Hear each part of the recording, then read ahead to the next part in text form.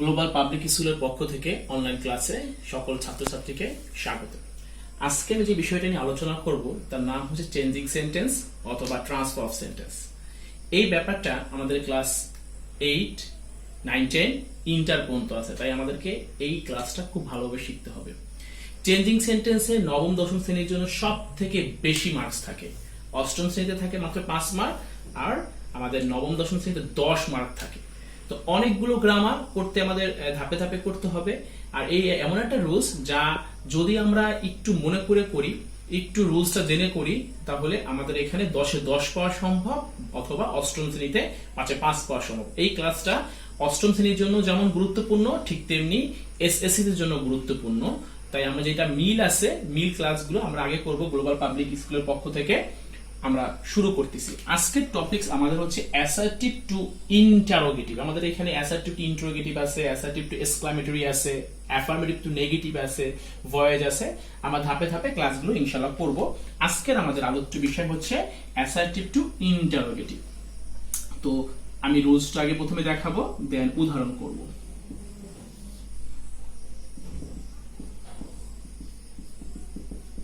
Assertive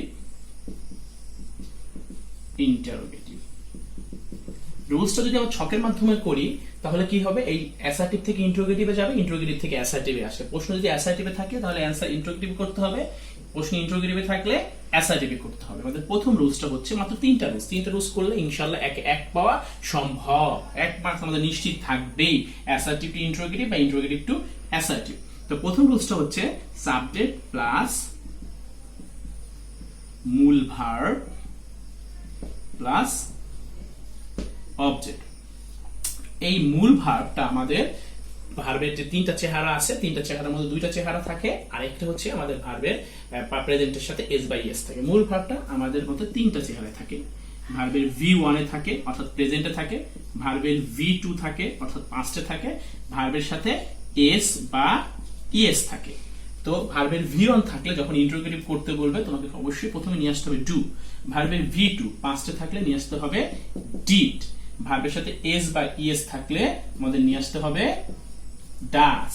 আচ্ছা, এর পরবর্তী দেখতে হবে এই বাক্যের মধ্যে না বোধক শব্দ বা না বোধক কোনো ওয়ার্ড আছে কিনা। না বোধক কোনো শব্দ না থাকলে অবশ্যই নট আনতে হবে। দেন তোমাকে এর পরবর্তীতে নিয়ে আসতে হবে হচ্ছে গিয়ে এই এরপরে সাবজেক্টটা। এই যে সাবজেক্টটা আছে, এই সাবজেক্টটা আমি এখানে লিখলাম, নিচে লিখলাম, সাবজেক্টটা এখানে লিখতে হবে। তারপর আমাদের এই মূল ভার্বের V1 এর জন্য ডু আনছি, V2 এর জন্য ডিড আনছি, যেই কারণে আমরা সব সময় এখানে ভার্বের V1 অর্থাৎ প্রেজেন্ট রূপটা নিয়ে আসতে হবে। এর পরবর্তীতে বাকি যা আছে অবজেক্ট বা যা কিছু আছে তাই লিখে প্রশ্নবোধক চিহ্ন আমরা বসাই দিব। একটা উদাহরণ দেখি, সহজ উদাহরণ। তার আগে বলে রাখা ভালো যে আমাদের প্রশ্নে যদি নেভার থাকে, অ্যান্সারে ঠিক ওই নেভারের পরিবর্তে লিখতে হবে ইভার, নেভারের স্থলে, এবং নট আনা যাবে না। এবার যদি প্রশ্নে শুধু নো থাকে, নো এর স্থানে লিখতে হবে এনি। আমাদের প্রশ্নে যদি থাকে হচ্ছে নাথিং, নাথিং এর স্থলে নিয়ে আসতে হবে এনিথিং। আচ্ছা, একটা উদাহরণ দেখি, সেই উদাহরণটা হচ্ছে গিয়ে হি, এখন সহজ উদাহরণ দিয়ে আমরা বুঝবো, গোস টু স্কুল। আচ্ছা, এই যে এস বা ইএস আছে, এই এস বা ইএস থাকলে কি বসবে, ডাস বসবে। আমরা ডাসটা লিখলাম। বাকি কোনো নট নাই, হি গোস টু স্কুল, কোনো না বোধক কোনো শব্দ নাই, তা আমাদের লিখতে হবে নট। Does not. এবার সাবজেক্ট কি আছে ঠিক আছে, হি, হিটা লিখবো। Does not he. ভার্বের 1 নম্বর চেহারা গো টু স্কুল, যা আছে তাই লিখে দেবো, টু স্কুল লিখে প্রশ্নবোধক চিহ্নটা অবশ্যই দিতে হবে। আচ্ছা, তো আমি যখন আবার অ্যাসার্টিভ ইন্টারোগেটিভ থেকে অ্যাসার্টিভে ফিরবো, সাবজেক্ট রাখবো, যখন দেখবো ডাজ আছে, ও তাহলে ভার্বের সাথে এস বাই ইএস হবে, তাহলে ভার্বের সাথে এস বাই ইএস দিব এবং বাকি অংশ লিখে দিব। আচ্ছা,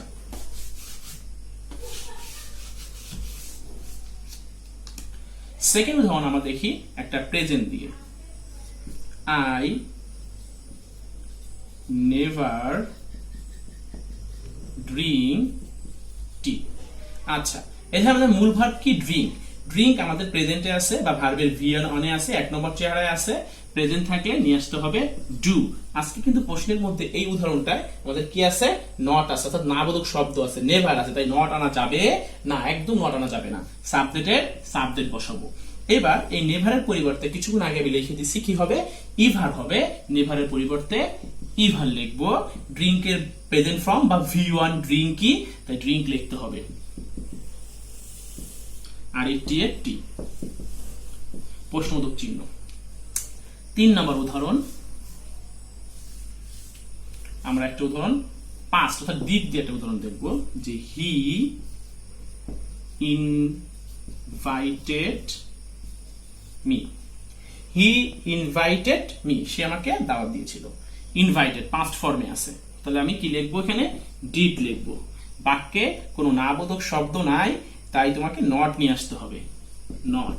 সাবজেক্ট কি এখানে, হি, এখানে সাবজেক্টটা কি, হিটা লিখবো।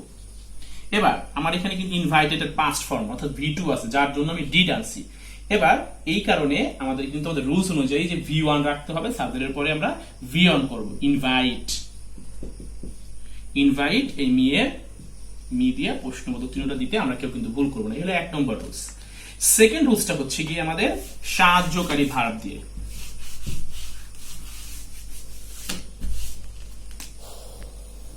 মাত্র 3টা রুলস, খুব সহজ রুলস। সাবজেক্ট প্লাস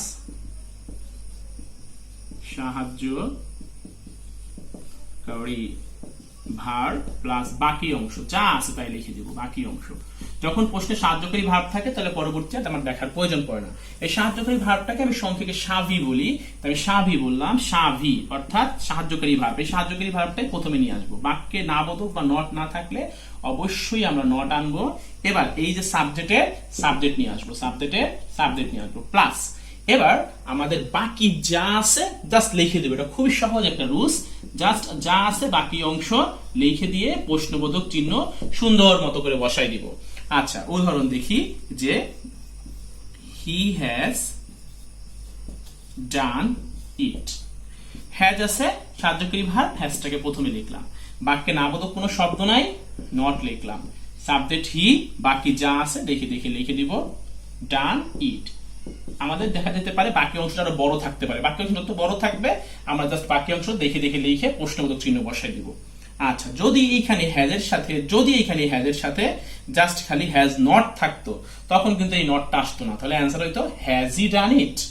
আচ্ছা, আমাদের সর্বশেষ আজকে অ্যাসার্টিভ টু ইন্টারোগেটিভ সর্বশেষ রুলস। Everybody,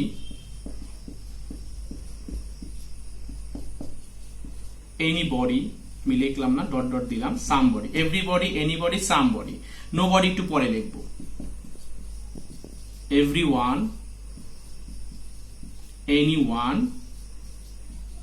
someone. আর সর্বশেষ যে নাবোধক শব্দগুলোকে আমরা একসাথে লিখবো, যে নোবডি, নো ওয়ান কিংবা নান। এগুলো সাবজেক্ট হিসাবে থাকবে। সাবজেক্ট হিসাবে থাকলে এর পরবর্তীতে আমাদের যে মূল ভার্বটা থাকবে সেগুলো কি থাকবে, ভার্বের সাথে এস বা ইএস থাকবে, কিংবা ভার্বের ভি2 থাকবে, কিংবা সাহায্যকারী ভার্ব থাকবে প্লাস বাকি অংশ থাকবে। আচ্ছা, তো যখন এভরিবডি, এনিবডি, সামবডি থাকবে, আমি এই নোবডি, নো ওয়ান, নানের সময় নট আছে, এটাকে আমি 1 নম্বর ধরলাম, এটাকে আমি 2 নম্বর ধরলাম।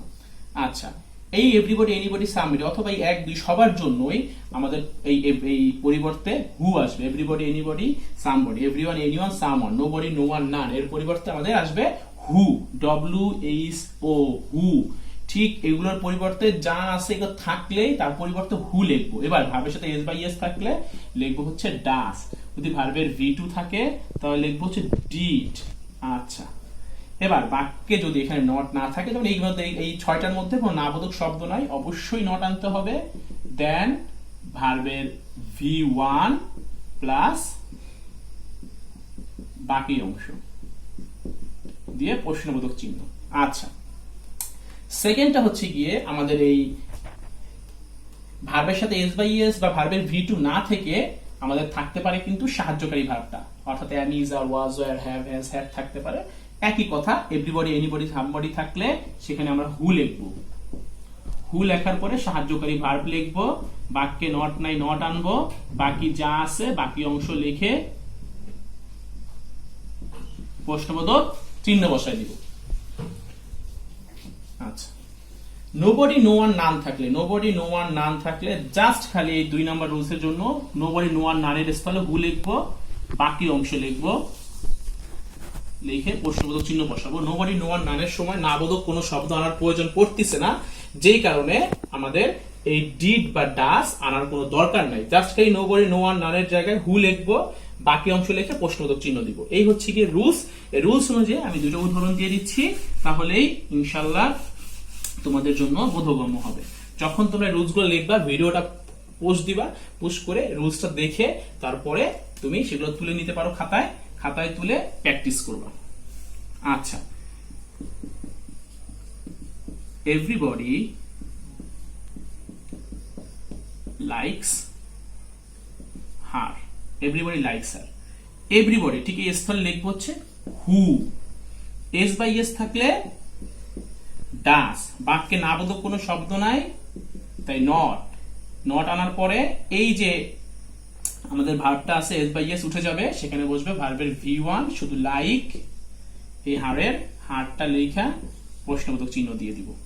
আচ্ছা, যদি এই এসটা না থেকে এখানে যদি একটা ডি থাকতো, অর্থাৎ লাইক থাকতো, লাইক LIKED লাইক, এই ভার্বটা যদি পাস্ট ফর্ম হইতো তখন কিন্তু এই জায়গাটা ডাস বসতোই না, এই ডাজের স্থলে আমি লিখতাম হচ্ছে ডিড, আর সবকিছু ঠিক থাকবে। এভরিবডির পরিবর্তে হু লিখবো, ভার্বের পাস্ট ফর্মে আছে ডিড লিখবো, বাক্যে নট নাই নট লিখবো, ভার্বের V1 লাইক, হারের হার লেখা প্রশ্নবোধক চিহ্ন দিয়ে দিব, শেষ।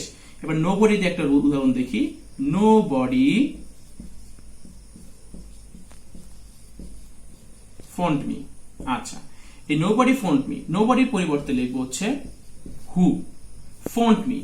এর জন্য আর কিচ্ছু করার দরকার নেই, নোবডি নো ওয়ান নাম থাকলে আর কিছুই করার দরকার নেই, জাস্ট নোবডি থেকে হু লিখবো, দেখে দেখে যা আছে সব বসাই দিব, ফোন্ড মি প্রশ্নবোধক চিহ্ন। যদিও ওই নোবডি নো ওয়ানের আরেকটা রুলস আছে, আমরা এই রুলসটা করলেই পারবো। এই হচ্ছে আমাদের অ্যাসার্টিভ ইন্টারোগেটিভ 3টা রুলস। এই 3টা রুলস ভালোভাবে করে আমাদের বাসায় প্র্যাকটিস করি, বোর্ড কোশ্চেন বা তোমাদের মডেল কোশ্চেন বই, ইনশাআল্লাহ ভালো করতে পারবো এবং সবকিছু আমরা এই দ্বারাই আমরা চালিয়ে যেতে পারবো। আমরা এটা এই ক্লাস 8ও যেমন প্রযোজ্য, 9, 10ও তেমন প্রযোজ্য। 8ও যেমন এটা লাগবে, ঠিক এসএসসি পরীক্ষার জন্য এটা প্রয়োজন। তো ভালো থাকো, আল্লাহ হাফেজ।